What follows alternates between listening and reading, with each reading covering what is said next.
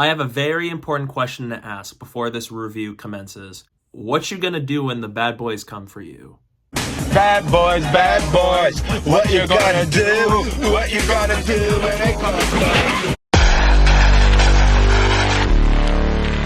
Hi, I'm Jack, and welcome back, because today I'm going to give you guys my review for the fourth installment in the Bad Boys franchise, Bad Boys Ride or Die, once again directed by Adil and Bilall, who directed Bad Boys for Life a couple years back, and once again brings back Will Smith and Martin Lawrence as Mike Lowrey and Marcus Burnett. Let me know down below in the comments, what's your take on Bad Boys Ride or Die? I'd love to know that, and with that said, let's get started.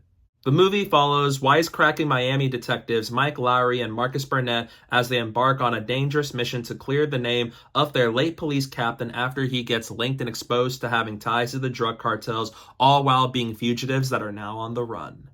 Before I watched Bad Boys Ride or Die, I was able to watch all three Bad Boys movies earlier this month, and I think it is a very good action franchise led really well by the comedic banter between Will Smith and Martin Lawrence. First off, I thought the original movie, while being my least favorite of the first three movies, is a pretty good debut for this franchise, and so is for Michael Bay, who ends up becoming one of the most popular action directors of all time. Bad Boys 2 takes everything I liked about Bad Boys, doubles it up to 11, cranks up the mayhem and the madness to a whole other level. It is a blast of a movie that I really like, and it is definitely my favorite of those first three movies. And I thought Bad Boys for Life a couple years ago was great. It has a lot of heart, has a really good story, and it just shows you that even decades later, Will and Martin still have the very good comedic energy and banter with one another to them. And I thought what that movie accomplished for the Bad Boys series, I thought was great. And I loved what Adil and Bilall as directors brought to that particular movie, and was excited to see what they would do with this one. So now that I have the chance to see it recently, I really enjoyed Bad Boys Ride or Die. It continues the winning streak of this franchise, has all the trademarks I like from it, especially having the heart of the last movie, the action of the last movie, while taking the dynamic between Mike and Marcus to new heights. It is wonderful to see just how good Will Smith and Martin Lawrence are as these two characters. Their dynamic here is just as amazing as they have always been, and it is so fun this time around, with Mike Lowrey being very serious on trying to deal with the case, looking out for Marcus, and now that he's in his new phase of life after the events of the previous movie, and Marcus Burnett trying so hard to still be himself. He's still the funny guy. He still has his love of sweets that he wants to take in, candy, and how Mike responds to that, and so has Marcus, his family, and his love for them. They completely understood the assignment yet again this time around, with where these characters are at and how much they care for one another, will do anything for one another. They truly are ride or dies with each other, and I mean that 100%. And I think what they do with each of these characters is really cool this time around, coming off of the fact that now they're on a very different mission than what we've seen them go on before, with their late captain being framed for something that the characters know he wasn't responsible for, and how everybody's onto them, and then now Mike and Marcus are fugitives from the law and everybody's hunting them down. What do they do about it? How do they continue to try to succeed and stop whoever was behind this while having everybody against them? I think was a really nice little story to shake things up from the typical Bad Boys formula. And I think this movie does that really well here, seeing them as fugitives and how far they will go to still keep the people they care about safe, even when the world is against them. And the action sequences are amazing in this movie. I would say that they're honestly just a little bit better than what we saw in the last movie, and that is one of my biggest praises of Bad Boys for Life. It's kinetic, it's vibrant, it's so colorful, and you can still track what's going on. But this movie has a lot of very unique action sequences throughout that are very experimental, from first-person shooter scenes to what they do with a jet earlier on, and so as in the third act with how crazy and bombastic it gets, and that there's this intensity that keeps looming as it goes on because of the villains and what goes down. It's just amazing in this movie, and I think it rivals the last movie, and it's almost on the level of what was accomplished in Bad Boys 2. The action here is just amazing here. And it really leaves me bummed that Warner Brothers canceled Batgirl, because these directors were going to do that, and it definitely makes me think to myself, what would that have looked like with what these two directors are capable of, especially watching the behind-the-scenes stuff for Bad Boys Ride or Die. It's impressive. And From an action standpoint, this movie absolutely delivers 100% on that front, and I think it's wonderful.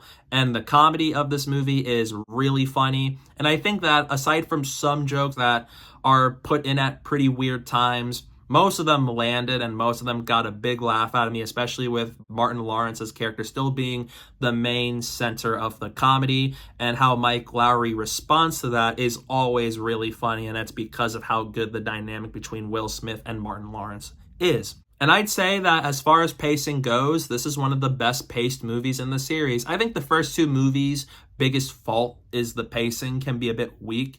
But in both Bad Boys for Life and Bad Boys Ride or Die, I think these movies have just knocked it out of the park from a pacing standpoint. It's well-timed. Everything has a purpose. And even if there's a lot going on, a lot of new characters and a few different storylines at play here with Mike's son, the daughter of the late captain wanting to get revenge, so as the overall villain's plan, it's really well paced to where no scene feels like they're going on for too long, and it feels like the movie has a sense of urgency that keeps the plot going. Because as much as I do like what Michael Bay brought to the other two movies, his movies at times, especially Bad Boys 2, which is my favorite, can be a little bit slow at times, but this one in particularly is one of the best paced entries in the series. It never loses a beat.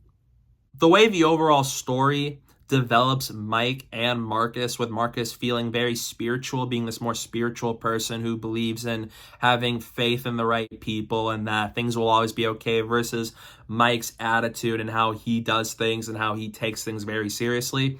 I like the journeys that both these characters go on over the course of this particular story. And with overall the villain and his goal and what this means for our characters and why he does what he does, really complements the last movie really well, because this does play off really well as a direct follow-up to Bad Boys for Life, more so than I was expecting, because usually these movies can be pretty standalone, and this is the one Bad Boys sequel that feels like it is a direct result of what happened in the previous movie, and I think that was really cool. Even though the villain isn't as memorable, and I would have liked to see more of him and his backstory on why he goes on the spree that he does, I think that there is something good in there, and that is still done well, but I would have liked more out of it, and I don't think he is as good of a villain as the villain of the last movie. Overall, Bad Boys Ride or Die is another win for the Bad Boys franchise. Will and Martin are just as good as they've always been in these roles, and I really liked the story that they go on here with the fugitive aspect of things, and so as the character dynamics are really good here, and the action sequences are amazing, some of the best in the entire franchise to date. And I think that it is just a really fun crowd pleaser that really delivers why I like the Bad Boys franchise and why it's still one of the most consistent action franchises out there. And it is probably my second favorite movie in the series behind Bad Boys 2. So in the end, I'm going to give Bad Boys Ride or Die an A-. Reggie, I love him. That's all I'm going to say. Watch the movie if you want to find out why. Groovy. If we get a Bad Boys 5, that would be really good. I'd love to see another movie with Will Smith and Martin Lawrence as detectives Mike Lowrey and Marcus Burnett. I loved them in this movie, and so is the fact that it is just so funny and action-packed as a Bad Boys movie should be. And I really hope that Adil and Bilall will do a fifth movie if we end up getting another one, or I see them do more stuff. Because after this, I think they should just be allowed to do whatever they want. Their action sequences are some of the best in movies today. And I really like what they accomplished here. And especially coming off of the unfortunate cancellation of Batgirl, I loved this movie, and seeing how well it's doing makes me really happy. And I hope they get to do more within the movie industry, because what they did here is amazing. So yeah, that's my review for Bad Boys Ride or Die. What are your thoughts on it? Let me know down below in the comment section. I'd love to know your thoughts on it. Stay tuned for some upcoming videos I have planned very soon. And don't forget to follow me on social media. My username is down below at the bottom of the screen and in the description below. So please go down while you're at it. And thank you guys so much for watching. And don't forget to hit that like button and the subscribe button. And stay tuned for more. Are those dogs fresh?